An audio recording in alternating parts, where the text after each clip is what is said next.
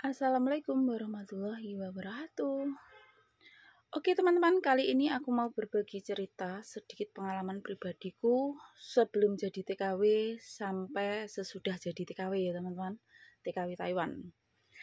Perkenalkan, nama saya Mini, berasal dari Kota Reog, Jawa Timur, Ponorogo. Dengan channel Sido Mulyo. Jangan lupa bantu subscribe, like, komen, dan share ya teman-teman, biar aku semakin semangat dan semakin strong bikin konten-konten yang bermanfaat dan memotivasi dan kisah nyata pribadi teman-teman ya. Jadi real kisah nyataku, tidak menceritakan siapapun teman-teman ya. Jadi seperti itu. Jadi diambil dari sebuah cerita kisah nyata semuanya dari isi konten-kontenku teman-teman. Oke teman-teman, ceritanya dulu aku mulai lulus sekolah ya teman-teman ya. Aku dulu lulus sekolah tahun 2001 SMP teman-teman. SLTP Muhammadiyah Balong Ponorogo, Muhammadiyah 4 teman-teman ya. Dan aku lulus ambil ijazah jam 12 teman-teman ya dari sekolahan. Kurang lebih ya. Terus aku sampai rumah itu packing baju, tapi sebelumnya sudah ada rencana ingin bekerja teman-teman ya. Nah aku tuh bekerja ikut tetangga desaku yang tukang cari ART teman-teman. Dan diantarin ke orang Surabaya gitu loh teman-teman ya. Nah aku packing baju, jam 2 itu aku berangkat ikut tetangga desaku ke Surabaya. Jalan Ploso teman-teman. Nah di situ teman-teman, aku masih bocil banget, baru lulus SMP. Saat itu bapakku masih jadi TKI di Malaysia. Bapakku berhenti jadi TKI di Malaysia itu semenjak aku nikah teman-teman. Aku menikah kurang 1 minggu. Yaitu tahun 2006 bulan 5 aku menikah ya teman-teman ya. Mei. Kurang lebih tanggal 25 kalau nggak salah ya. Tepatnya hari Kamis. Pokoknya pas ke rumahnya yang laki-laki suamiku tapi sekarang mantan 2021 teman-teman, itu pas gempa bumi Bantul teman-teman, Sabtu Wage apa itu ya, itu baru bongkar terop ya teman-teman. Ya udah langsung saja ke ceritanya. Aku akhirnya ikut tetangga desaku kerja di Surabaya dengan gaji 125.000 per bulan. Kenapa aku tidak mau untuk melanjutkan sekolah saat itu teman-teman? Nah ini di kamarku satu ya teman-teman. Karena aku benar-benar ingin merasakan gimana sih kerasnya mencari uang gitu loh ya. Jadi aku tuh pengen mempunyai uang sendiri gitu teman-teman. Walaupun bapakku menyuruh aku untuk melanjutkan sekolah. Bapakku membiayai gitu loh teman-teman ya. Karena bapakku menjadi TKI di Malaysia. Mulai aku masih kecil bapakku sering merantau teman-teman.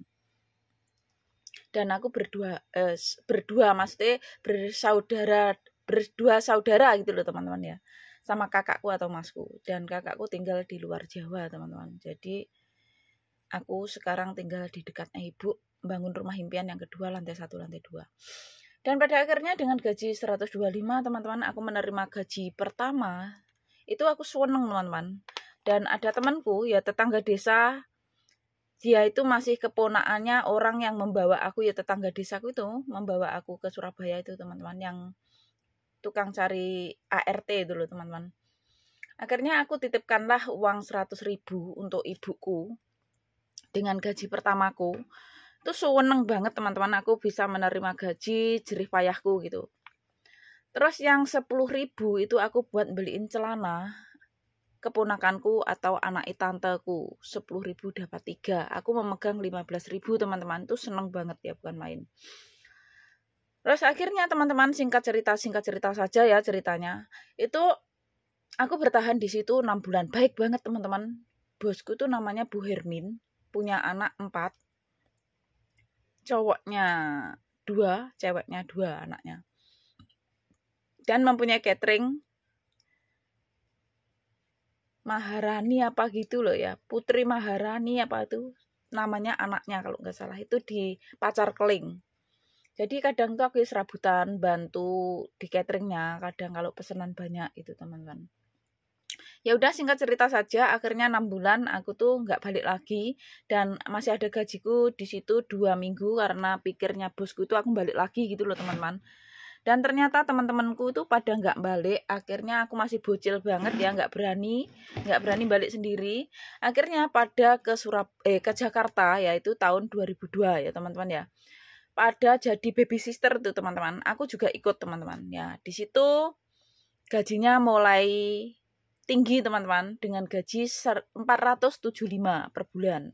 Itu aku merawat anak kelas 1, tapi operan teman-teman ya.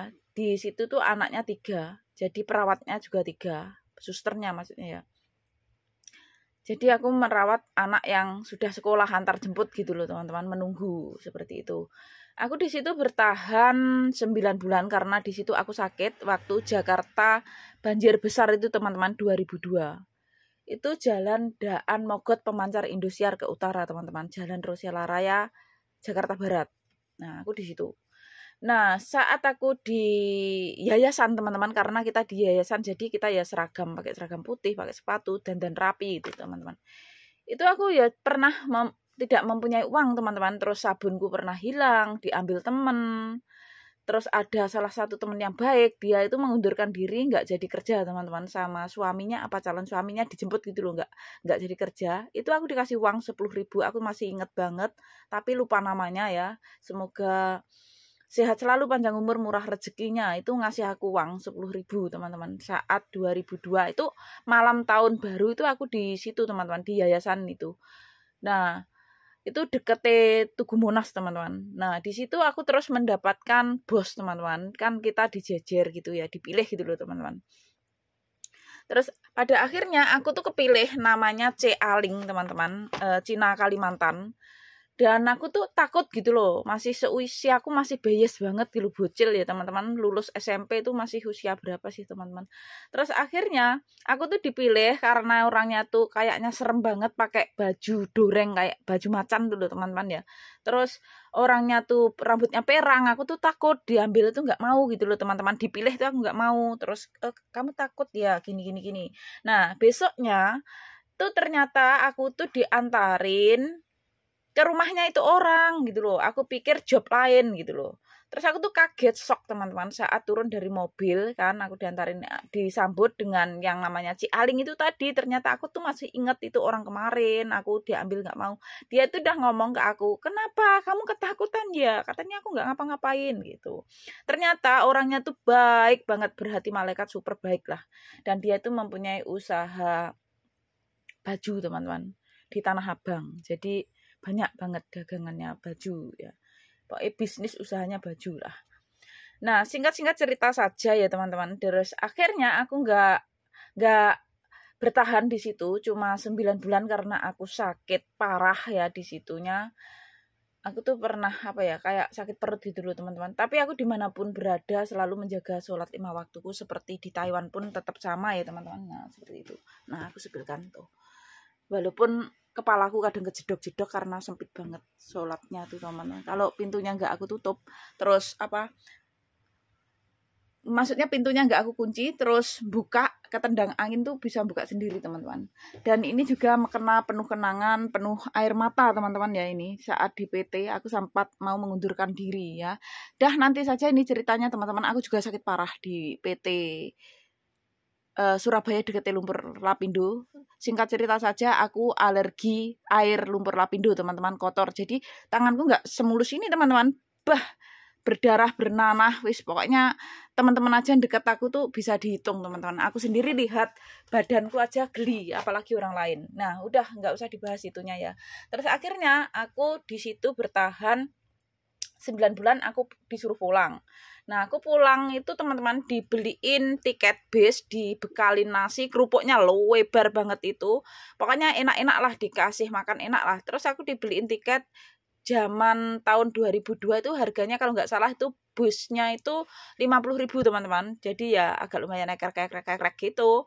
Terus Intinya seharusnya tuh aku tuh sampai ke terminal Ponorogo Jawa Timur Kota Riau tuh sekitar jam 6 apa jam 5 lebih lah teman-teman ya, perkiraan. Bapakku tuh jemput, bapakku tuh kebetulan juga pas cuti pulang dari Malaysia teman-teman ya. Dan ternyata aku tuh ketiduran teman-teman, seharusnya aku tuh udah berhenti di terminal Ponorogo. Ternyata aku tuh katanya Pak kondekturnya tuh ditanya, itu nggak denger apa gimana gitu loh teman-teman ya.